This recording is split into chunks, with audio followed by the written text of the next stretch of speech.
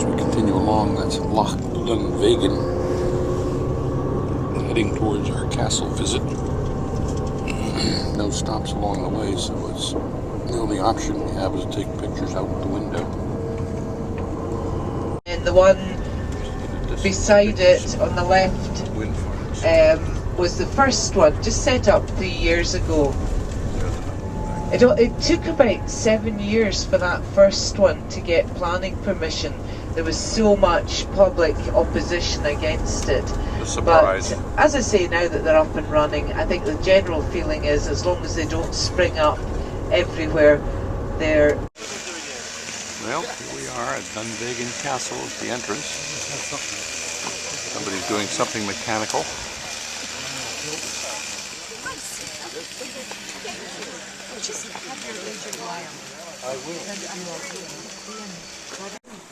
Now this is the view just before we go into the castle.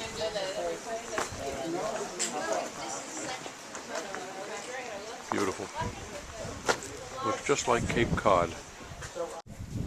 This is out the back of the castle. It's just the back.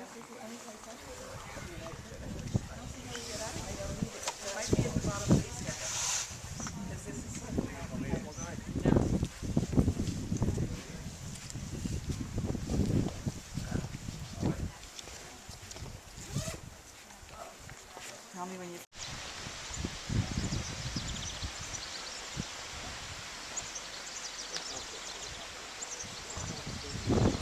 This is the left side of Dunvegan Castle, moving out towards the Loch of Dunvegan.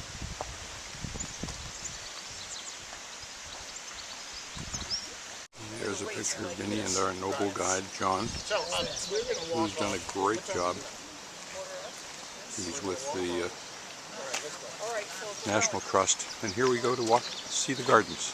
Here are pictures of the famous bluebell of Scotland, which is the Scottish flower. Thank you.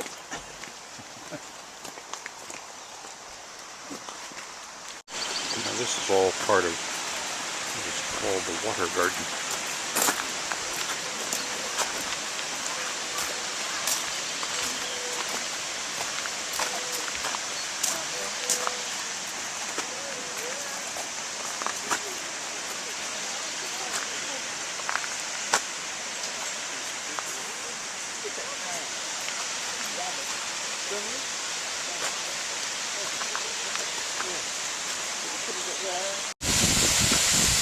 There's Mama and our guide.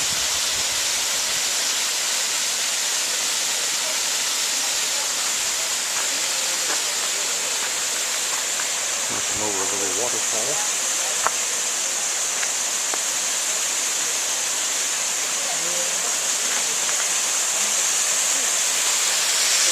There's the waterfall that's making all that noise.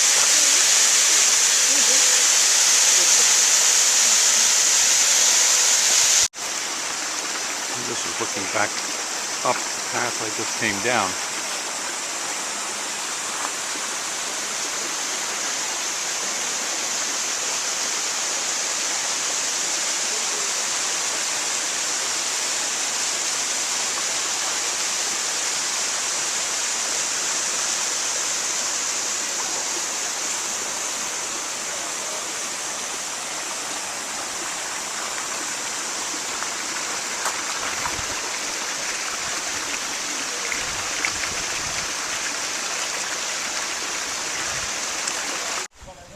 Here we are at the very head of Loch Dunvegan.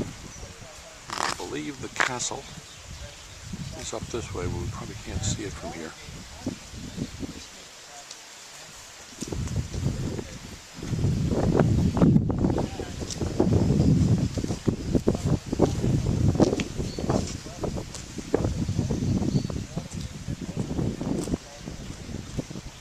My sense of direction, which has not been good so far, was wrong here, because there is Dunvegan Castle.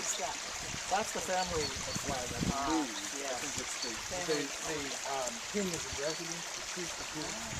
And the McLean family, their ancestors still live here. So we're back in Portree, which I find is now spelled properly P-O-R-T-R-E-E. There, way out in the harbor, is our ship. If you look carefully at it, you can see those holes in towards the stern. That's where our boats that take us in and off the boat and to the shore are stuck when they finish. They're hauled up and tucked into the ship itself. Here we are back, just about to board our tender. There's Mom marching along in front of us.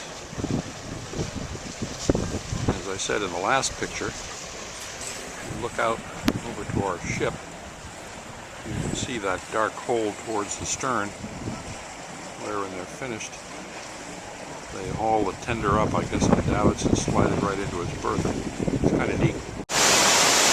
Well, we left the Isle of Skye a couple of hours ago, and we've been sailing since. I don't know exactly where we are, but I suspect these are part of the Hebrides.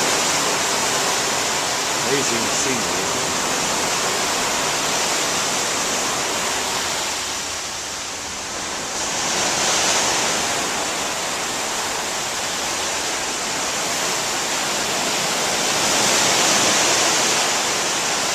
The sea appears to have picked up a little bit, it's a little rougher than it was earlier.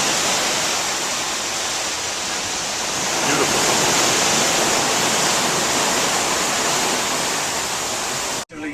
4 or 5 now surviving. Once 11, it was never a complete stone circle, and you can get a hint of the rest of it.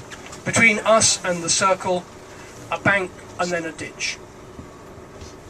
And in British terms, that gives us the name of a henge. That is what a henge monument is.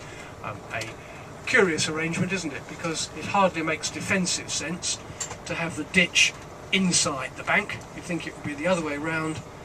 But as with so much here, the purpose of these places, the use of them, is shrouded in mystery. But we do know there's a common structure, and I will speculate more about what these circles are doing when we get to the next one, which is the Ring of Brodgar, and that's where we're going on now, and we'll get out the coach and take you on a tour when we get there.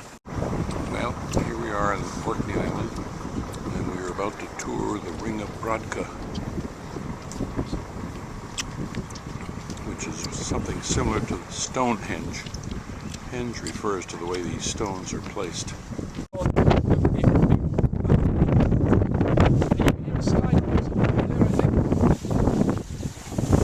It's talking about the heather. Crashing away above our heads. Now this site is plainly the first of archaeological evidence, but it's also important. Right, I think I've got my room, have I? Yeah, we're here. Yes, good. Okay, thank you. That's helpful. Right, okay. It's also important for birds. Now, we'll welcome to the Ring of Brodgar. A more or less perfect circle, 100 metres across. There are 2 larger circles in the United Kingdom, one at Avebury and another one to the south of Bristol. But I'm very pleased to point out this is bigger than Stonehenge, also thought to be older than Stonehenge. It would have been, if it ever been completed, which is part of the mystery, a circle of some 60 stones. And I was saying this is not a henge as such, because a henge would have had an outer bank. We haven't got an outer bank. We have got a ditch, and this is what you see as a ditch, but what you see is only a pale shadow of what it was. They have excavated down to the bottom, and what you find if you strip away the earth, currently we've got a profile of earth something like that, making the ditch, but the stone profile below it is stepped like so. So this is a ditch cut in stone with people's bare hands. It's thought to be something like 50,000, 80,000 man-hours of work. I calculate that's like saying to a young man, right, what are you going to do with your life, son? Go out and dig a ditch. And it's a massive ditch. And the rock is